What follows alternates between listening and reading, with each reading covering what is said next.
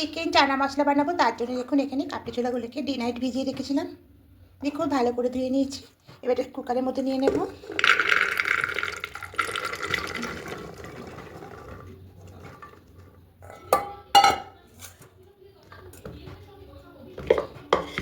এবার এখানে একটা শুধু আলু দেব।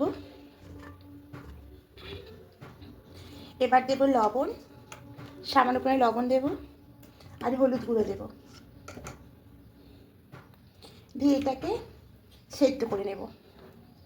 মোটামুটি 3 থেকে 4টে সিটি দিয়ে দেবো।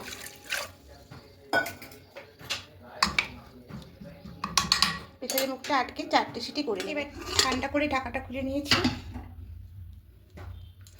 প্রথমে আলুগুলো তুলে নেব।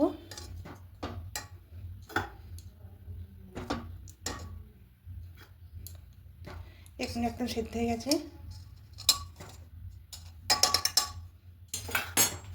চামচ করে দেখাচ্ছি।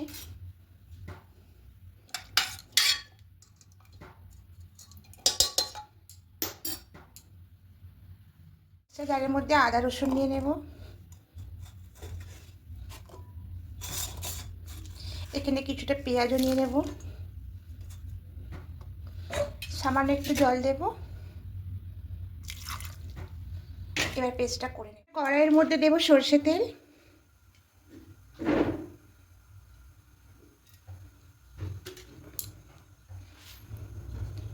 আর এদিকে মশলাটাও পেস্ট করা হয়ে গেছে। তেলের মধ্যে গোটা গরম মশলা দেবো ফোড়নে, দারুচিনি, এলাচ, লবঙ্গ। এবার মশলা পেস্টটা দিয়ে দেব।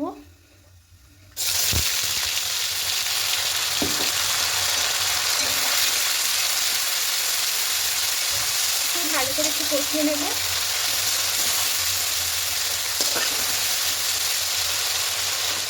কষিয়ে নিয়েছি। এবার এখানে গুঁড়ো মশলাগুলো অ্যাড করব। ধনিয়া গুঁড়ো, জিরে গুঁড়ো, হলুদ গুঁড়ো, লঙ্কা গুঁড়ো।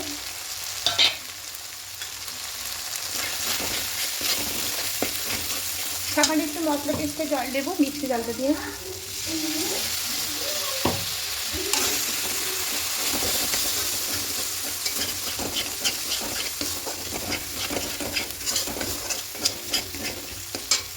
দু চামচ টক দই ফেটে রেখেছিলাম দিয়ে দেবো।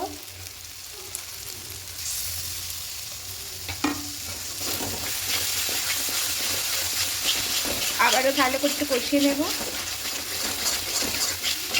খুব ভালো করে কষিয়ে নিয়েছি। এবার এখানে চিকেনটা দিয়ে দেবো।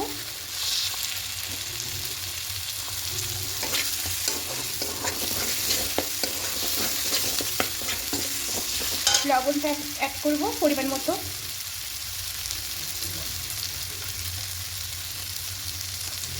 এবার খুব ভালো করে কষিয়ে দেব।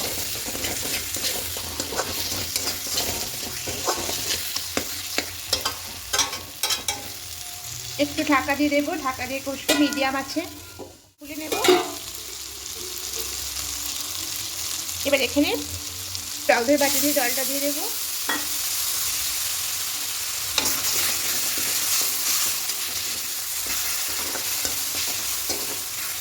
এবার এখানে একটা দুটো আলু সেদ্ধ করে আলুটা দিয়ে দেবো, দিয়ে ভেঙে দেবো একটু।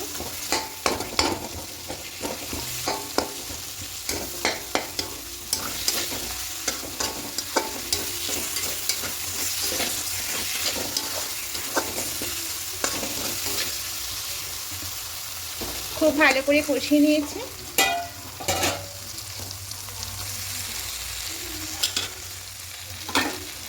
এবারে জল সমেত ওটা দিয়ে দেবো।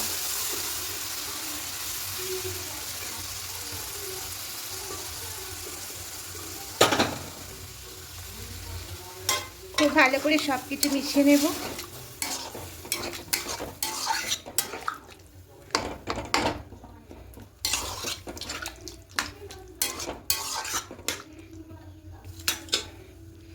আর একটু জল দেব।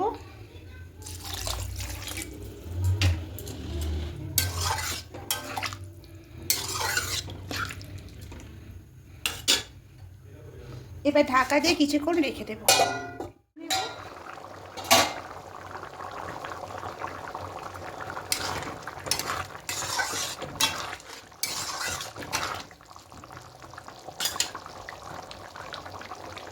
সামান্য একটু মিষ্টি দেব।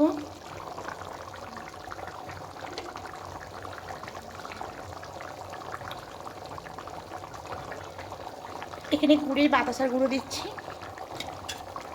খুব ভালো করে মিশিয়ে নেব। এবার আর ঢাকা দেবো না, এভাবে আরও কিছুক্ষণ রেখে দেবো। হয়ে গেছে এটা। এবার গ্যাসটা অফ করে দেবো। আর নামানোর আগে একটু ঘি দেবো, যেহেতু গোটা গরম মশলা দিয়েছি একটু নামানোর আগে ঘি দিতে ভালো লাগবে খেতে। আর একটু দেবো।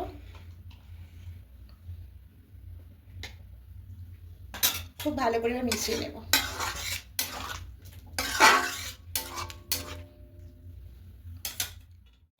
এবার অন্য একটা প্লেটের মধ্যে নামিয়ে নিলাম। তো এরকম চিকেন চানা মশলাটা কে কে পছন্দ করেন বন্ধুরা অবশ্যই কমেন্টে জানাবেন। আর আমার রান্নাটা কেমন লাগলো সেটাও জানাবেন। আপনাদের কমেন্ট পেলে আমার ভীষণ ভালো লাগে। আর যারা পুরনো বন্ধুরা আমায় কমেন্ট করেন তাদেরকে অনেক অনেক ধন্যবাদ এভাবে আমার পাশে থাকার জন্য।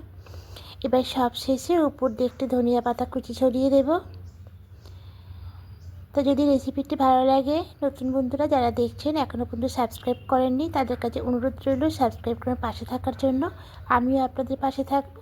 আবার কোনো রেসিপি নিয়ে চলে আসবো। আজকের মতো টাটা।